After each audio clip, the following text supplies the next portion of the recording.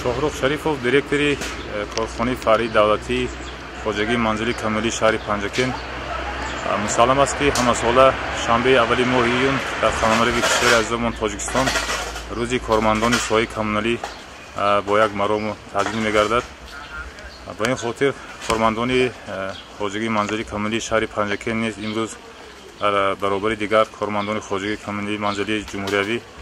иди касбии худро ҷашн мегиранд. ҳақиқатан ҳам корхонаи Фарî Давлатӣ Хоҷагии манзили камилии шаҳри Панҷакен